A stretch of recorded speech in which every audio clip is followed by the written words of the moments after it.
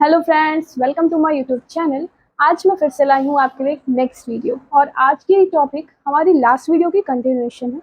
जो हमने पढ़ा था ना, मेंस्ट्रुएशन साइकिल से स्टार्ट किया था, उसके आगे के फेजेस हम लोग पढ़ेंगे। लास्ट वीडियो में हमने प्रोलिफेरेटिव फेज डिस्कस किया था। यहाँ पे हम डिस्कस करेंगे उसका नेक्स्ट फेज जो है सिक्रीटरी फेज। सिक्रीटरी फेज को हम पोस्ट ओव्यूलेटरी या ल्यूटियल फेज भी कहते हैं। प्रोलिफेरेटिव फेज में हमने देखा था कि ओव्यूलेशन हो जाता है, ठीक। ये क्या है? पोस्ट ओव्यूलेशन, मतलब ओव्यूलेशन के बाद की फेज, ठीक। इसीलिए इसका पीरियड क्या होता है? 15 से 28 डेज। देखते हैं period from ovulation to beginning of next menses. ये क्या, कौन सी फेज है?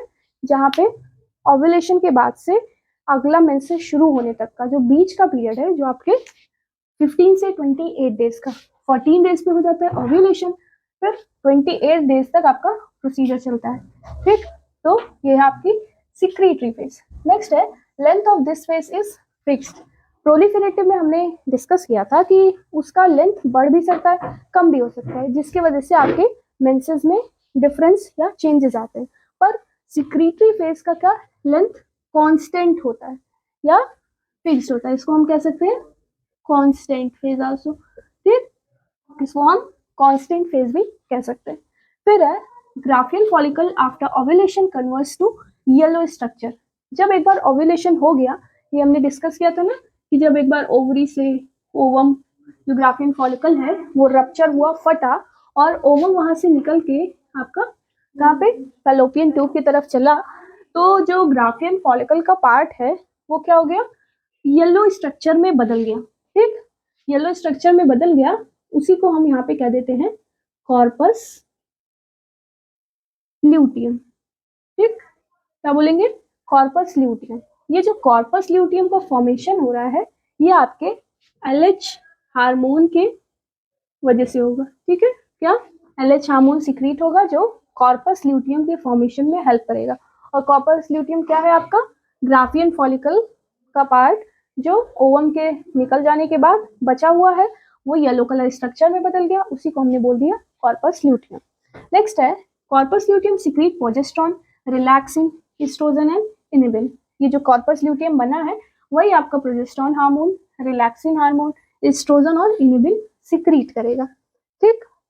ये सब जो हार्मोन सिक्रीट हो रहे हैं, ये मेनली आपके नेक्स्ट या फिर प्रेगनेंसी के लिए प्रिपेयर करते हैं। अगर मान लीजिए कि प्रेगनेंसी नहीं हुई तो कॉर्पस ल्यूटियम आपका डीजेनरेट हो जाएगा या धीरे धीरे खत्म हो जाएगा। अगर हुई तो ये आपका सपोर्ट करता है। Due to effect of progesterone following changes can occur. जब प्रोजेस्टेरोन हार्मोन आपका सिक्रीट हो रहा है तो कुछ चेंजेस आपके देखे जा सकते हैं यूट्रस में। पहला क्या है? इलार्ज यूट्राइन और ब्लड वेसल एंड ग्लैंड। जो यूट्रस की ब्लड वेसल्स है या ग्लैंड है वो बढ़ जाएंगी, ठीक। फिर एक्सेसिव म्यूकोसा सिक्रीशन, म्यूकोसा ज्यादा सिक्रीट होने लगेगी। इंक्रीज इंडोमेट्रियम थिकनेस, इंडोमेट्रियम की थिकनेस जैसे है ना, यूट्रस के अंदर इंडोमेट्रियम की थिकनेस क्या होगी? बढ़ जाएगी। जैसे अगर यहाँ पे फर्टिलाइजेशन हो तो वो ओवम को सपोर्ट कर सके। और इसकी थिकनेस आपकी लगभग 12 से 18 mm तक हो जाएगी, ओके। तो ये था सिक्रीटरी फेज। इसको हम पोस्ट ओव्यूलेटरी या ल्यूटियल फेज, ल्यूटियल फेज क्यों कह रहे हैं? यहाँ पे कॉर्पस ल्यूटियम का फॉर्मेशन हो रहा है, ठीक। थर्ड फेज है हमारी प्री मेंस्ट्रुअल और ischemic phase, sorry ischemic phase.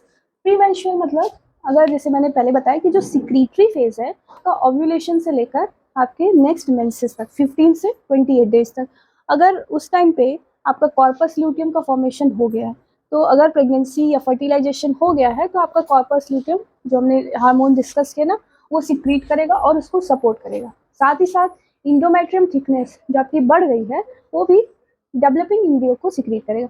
मान लीजिए अगर नहीं हुई है प्रेगनेंसी या फर्टिलाइजेशन नहीं हुआ है तो आपकी ये प्री मेंस्ट्रुअल या इश्चिमिक फेज आएगी। इसमें क्या है? ये मेंस्ट्रुएशन से पहले की फेज है। इसमें क्या होगा?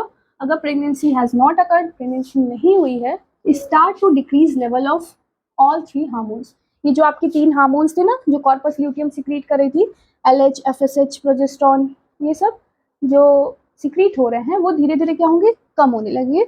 ये आपके इश्चिमिक फेज में, इश्चिमिक फेज कह सकते हैं कि इश्चिमिया से ब्लड सप्लाई कम हो जाती है, तो यहाँ पे भी धीरे धीरे चीजें कम हो जाएंगी क्योंकि प्रेगनेंसी नहीं हुई है तो आगे सपोर्ट की जरूरत नहीं है। फिर है temperature drops due to disintegration of corpus luteum. बताया था मैंने, जो कॉर्पस ल्यूटियम आपका फॉर्म हुआ था वो भी क्या हो जाएगा, डिसइंटीग्रेट, मतलब धीरे धीरे डीजनरेट हो जाएगा। तो जिसकी वजह से जब कॉर्पस ल्यूटियम के जो हार्मोन्स हैं वो भी धीरे धीरे कम हो जाएंगे। ठीक, ये हो गया प्री मेंस्ट्रुअल, मतलब मेंस्ट्रुएशन से पहले की इश्यमिक फेज। इश्यमिक मतलब ब्लड सप्लाई कम हो जाएगी। नेक्स्ट फेज है हमारी मेंस्ट्रुएशन फेज। मेंस्ट्रुअल फेज आपकी मेंस्ट्रुएशन होती है, मेंसेस होती है। ये जो इससे पहले हमने प्री मेंस्ट्रुअल फेज डिस्कस किया, ये जब होगी जब आपकी प्रेगनेंसी नहीं हुई है। ठीक, अगर प्रेगनेंसी हो गई है तो आपकी ये फेजेस नहीं आएगी। नॉर्मली प्रेगनेंसी को और जो इंडोमेट्रियम हुए, हार्मोन्स हुए, प्रोजेस्टेरॉन, एस्ट्रोजन, ये सपोर्ट करेंगे। फिर उसके बाद आ गई menstrual phase. The functional layer of uterus start to shed due to decrease level of hormone causes bleeding. जो फंक्शनल लेयर इंडोमेट्रियम की जो फंक्शनल लेयर है वो धीरे धीरे क्या होगी, शट डाउन हो जाएगी, या फिर धीरे धीरे मान लीजिए आपका ये यूट्रस है। ठीक, ये यहाँ पे आपका इंडोमेट्रियम थिकनेस बढ़ गई थी, यहाँ पे कॉर्पस ल्यूटियम फॉर्म हो रहा था तभी बढ़ गई।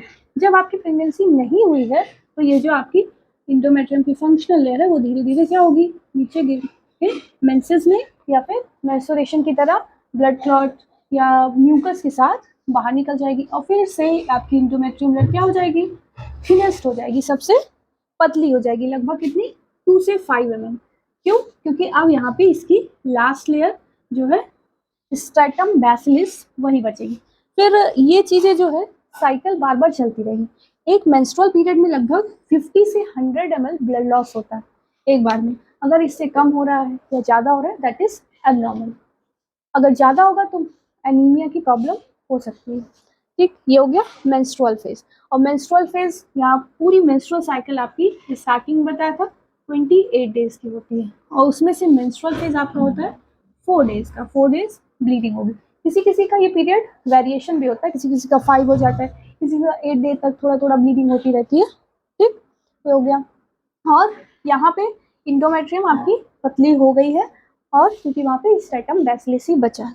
आई थिंक आपको ये चीज़ें समझ में आई होगी। मैंने काफ़ी सिंपल और इजी तरीके से पॉइंट वाइज समझाने की कोशिश की। अगर आपको ये वीडियो अच्छी लगी तो लाइक प्लीज़ करें और दूसरों को शेयर भी करें, जिससे जो कंसेप्ट है वो हम इजीली क्लियर कर सकें। इसीलिए मैंने ये वीडियो में बहुत डीप में नहीं पढ़ाया है कि आप चीज़ों को अच्छे से समझ सकें। तो अगर चैनल अभी तक आपने सब्सक्राइब नहीं किया तो प्लीज़ सब्सक्राइब कर लें, जिससे आपको और अच्छी वीडियोस मिल सके। तो थैंक यू।